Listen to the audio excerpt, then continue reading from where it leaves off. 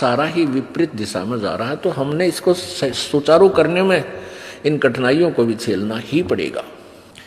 शब्द महल में सिद्ध 24 हंस बिछोड़े विश्वे बीसा। विश्वे बीसा माने पक्कम पक्का। और इस जीव को ये परमात्मा से दूर करता है ये सिद्धि 24।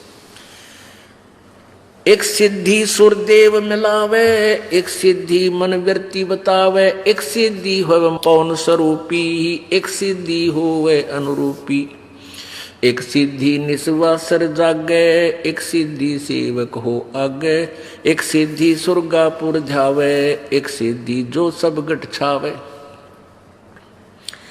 एक सिद्धि सब सागर पीवे, एक सिद्धि जो बहुजुग जीवे, एक सिद्धि जो उड़े आकाशा, एक सिद्धि परलोक के वासा, एक सिद्धि कष्ट तन जारा, एक सिद्धि तन हंस नियारा, एक सिद्धि जल डूब न जाई, एक सिद्धि जल पैर न लाई, एक सिद्धि बहु चोले धारे, एक सिद्धि नितत विचारे, एक सिद्धि पांचों तत् नीरम, एक सिद्धि जो वज्र शरीरम, एक सिद्धि पीवे ना खाई, एक सिद्धि जो गुप्त छिपाई, एक सिद्धि जो ब्रह्मांड चलावे, एक सिद्धि सब नाद मिलावे, एता खेल खिलारी खेले, सो हम हंसा प्रगट बेले, 24 को ना मन चावे, सो हंसा शब्द अतीत कहावे, प्रसिद्धि पूर्ण पटरानी, सत्यलोक की कहूँ निशानी, सत्यलोक सुख सागर पाया, सतगुरु भेद कबीर लखाया, परमहंस पे देखो परवाना, जन कहता दास गरीब दीवाना। अब क्या बताते हैं? एक सिद्धि सुरदेव मिलावे, एक सिद्धि मनवृत्ति बतावे, एक सिद्धि मन वृत्ति बतावे। अब आपको बताते हैं, 5-4 उदाहरण देंगे कि ये एक एक हल्दी की गांठ लेकर पंसारी की मोर ला लीन है। अब जैसे मन की वृत्ति बताने की भी एक सिद्धि होती है कि आपके मन में क्या सोच रखी है। एक बार हमारे ताऊ के लड़के की भैंस चोरी होगी और उस भैंस की का को पता नहीं लगा, तो किसी ने बताया कि वहाँ एक इधर गुड़गांव साइड में एक व्यक्ति है, वो जाते बता देता किसने चोरी करी। तो मेरे पिताजी भी और 2-4 और व्यक्ति वो वहाँ पहुँच गए और उसने क्या कहा भी तुमने जिस पर शक हो 5-10 पर्ची बना लो और उसमें जिसका शक हो वह भी लिख दो। तो प्रत्येक ने उसी कॉलोनी में जहाँ से चोरी हुई थी एक व्यक्ति पर शक था। सब ने सोच रहे थे भाई यू आदमी कर सके इस काम में। तो जितने भी वहाँ व्यक्ति गए थे सबके मन में एक ही राय होगी, उसने उस आदमी का नाम लिख दिया और औरा का नाम लिख दिया, कुछ अपना लिख दिया और वो सारी पर्ची उसके पास डाल दी। उसने उसी समय वही पर्ची उठाकर उनको दे दी, ये है तुम्हारा चोर। ये वो वापस आ गए, उन्होंने पुलिस को दे दिया कि हमारा यू चोर है। पुलिस ने उस आदमी से पूछा था कि आखिर में पुलिस कहने लगी भाई यू चोर नहीं है। फिर किसी ने बताया भी उस दूसरे स्थान पर एक और आदमी है, वो पक्की जाते बता दे। उसने भी ऐसे ही कहा कि भाई तुमने जिस पे शक है उसका नाम लिख दो और भी सब 10-9 नाम और लिख दो। और फिर उन सभी ने एक और के ऊपर शक हो गया कि उस पर है भाई वो पक्का वो चोर है। उसने वही निकाल के दे दी कि ये तुम्हारा चोर है। अब वो वापस आए, फिर उन्होंने पुलिस से कहा, पुलिस बोली भाई ये चोर नहीं है। खूब वेरीफाई कर लिया हमने, वह भैंस नहीं मिली, वो 1000-2000 रुपये और लुआ दिए और कुछ आने जाने। तो वो मन की वृत्ति बताने की एक हल्दी की गांठ उसके पास थी जिस तरह लोगों ने मूर्ख बना रहा था। और उसमें से कुछ एक ऐसा था कि वो फिट हो जाती थी, सच्ची पा जाती थी कि एक आदि बस शक भी साथ हो जाए किसी का। तो यहाँ क्या बताते हैं, एक सिद्धि सुरदेव मिलावे, एक सिद्धि मन वृत्ति बतावे। जैसे मीराबाई के पास पूर्व जन्म से, क्योंकि पिछले जन्म की भी बैटरी चार्ज आपके साथ रहती है, वो जब तक चलती है तो उसे बहुत से चमत्कार हो जाते हैं। मीराबाई के पास एक सिद्धि थी कि वो जिस इष्ट की पूजा करती थी वो इष्ट उसके सामने आ जाता था। वो कृष्ण जी को मानती थी और जब वो आत्म विभोर को उसको याद करती थी तो उसके सामने आकर वो भी उनके साथ डांस करते थे। तो एक सिद्धि सुरदेव मिलावे, कुछ तो पिछले जन्म की सिद्धियां होती हैं।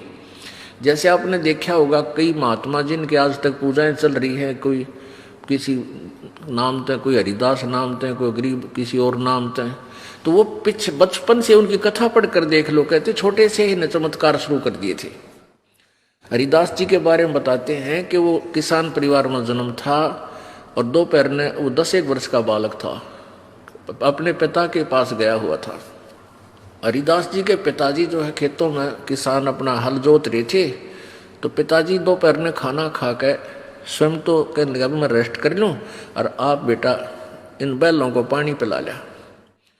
और ये छोटे वाला तालाब है, इसमें तो जल है नहीं, कति सूखा हुआ है, वहाँ दूर ले जाना, वहाँ जल मिलेगा, क्योंकि वो वहाँ ही जाते थे उस तालाब में, उसमें जल देखा था नहीं।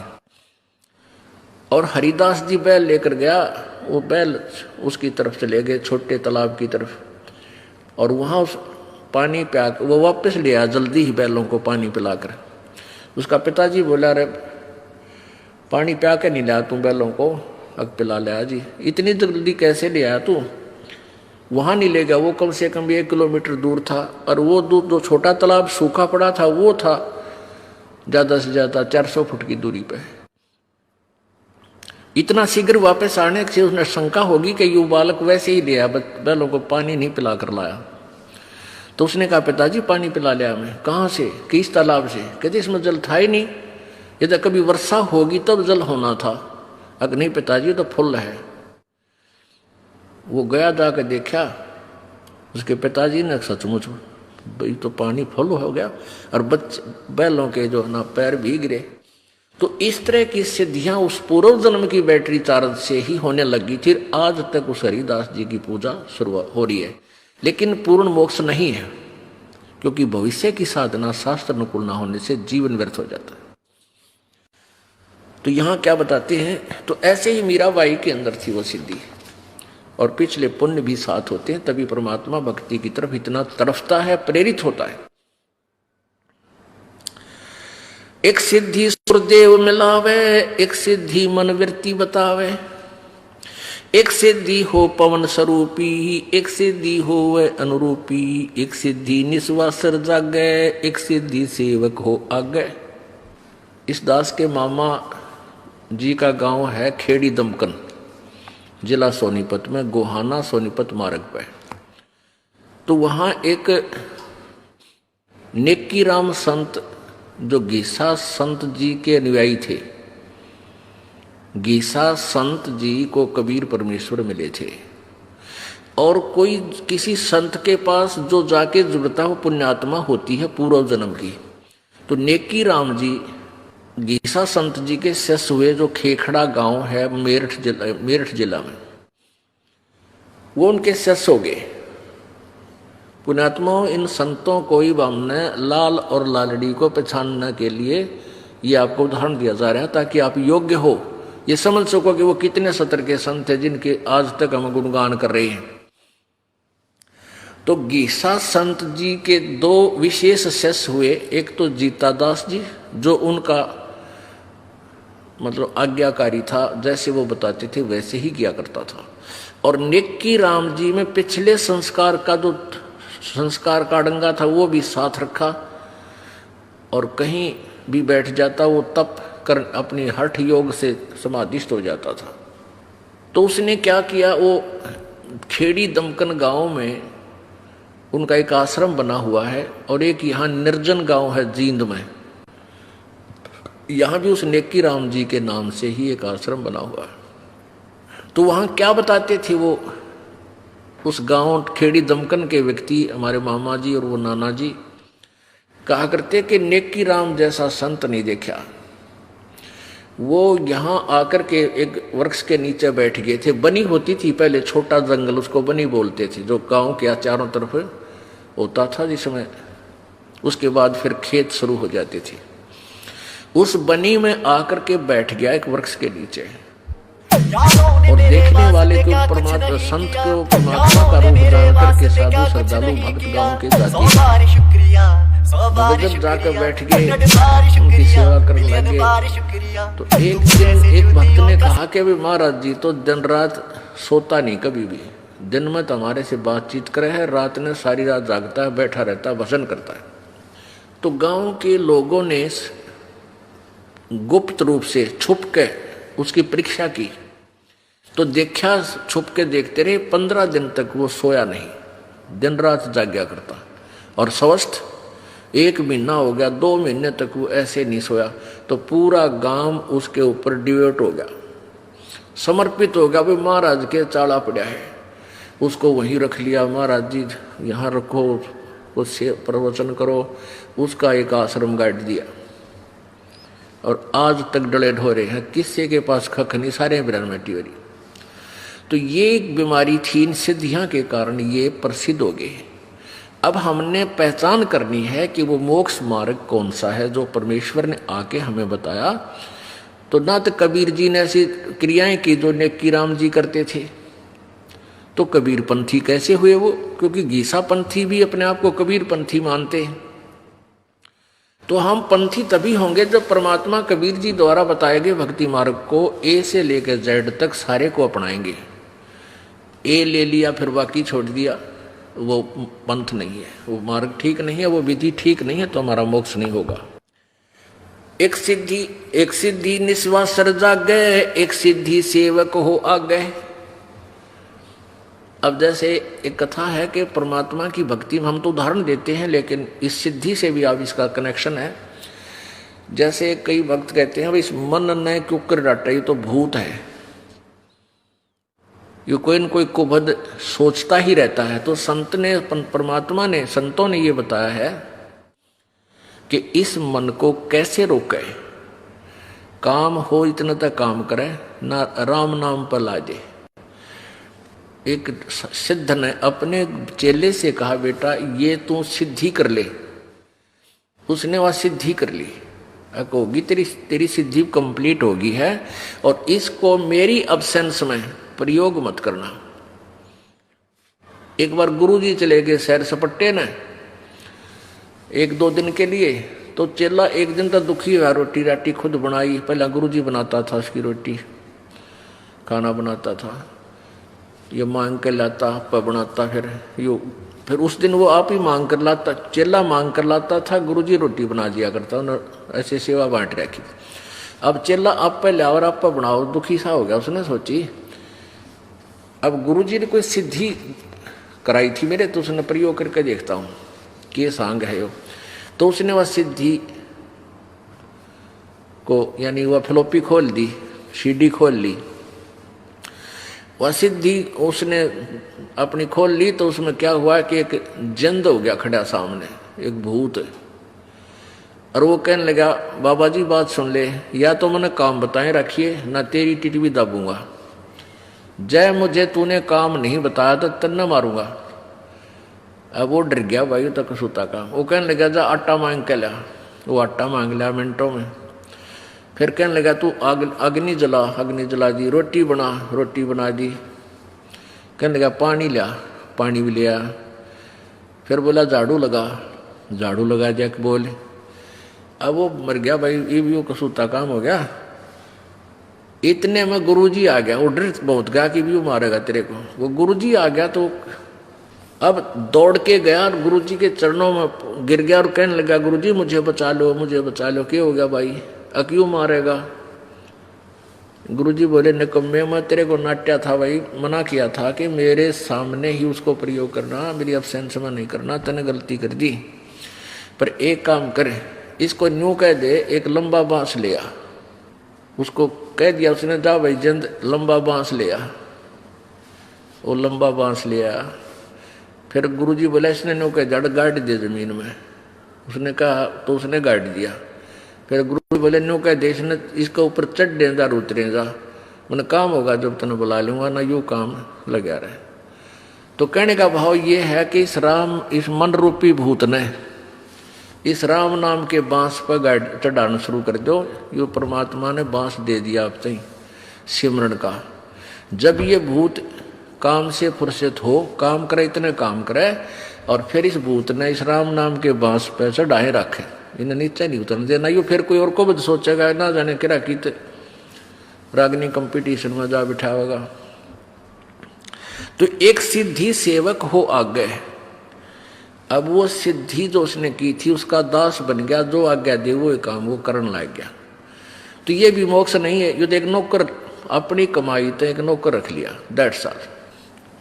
एक सिद्धि सुरगापुर जावे, एक सिद्धि सब गठ छावे, एक सिद्धि सब सागर पीवे, एक सिद्धि जो बहु जुग जीवे। एक सिद्धि सुरगापुर जावे, एक सिद्धि जो उड़े आकाशा, एक सिद्धि परलोक के वासा। आकाश में उड़ जाने की भी एक सिद्धि होती है। बस जो सुखदेव ऋषि के पास थी वो आकाश में उड़ जाता था, पूर्व जन्म की सिद्धि तय, और स्वर्ग में चला जाता था।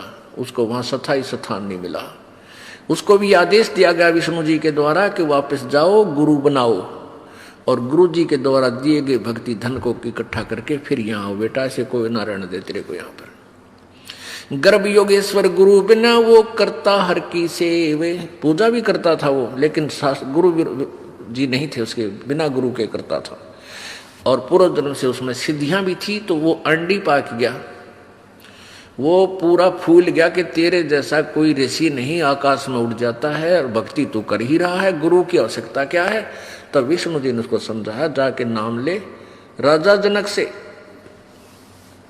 तो कहने का भाव ये है कि फिर उसने राजा जनक जी से उपदेश लिया, गुरु बनाया, फिर वो स्वर्ग में गया, बैकुंठ में गया। परमेश्वर कबीर जी कहते हैं, गर्भ योगेश्वर गुरु बिना भई लाग करता हर की सेवे।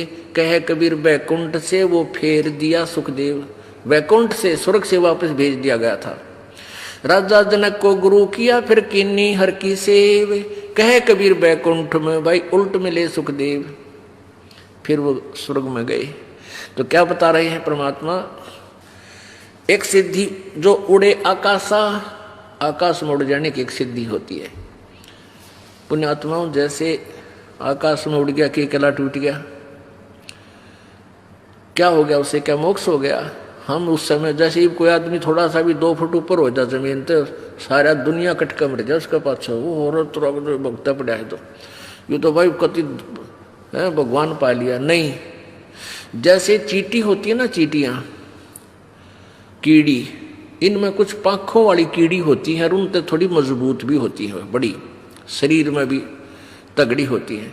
और वर्षा के दिनों में वो अपने बिलों से बाहर निकल आती है, और बाहर जहाँ कहीं लाइट चस रही होती है, पहले तो दीपक होया करते थे, उन दीपकों के ऊपर जाकर वो जड़कर मर जाती थी।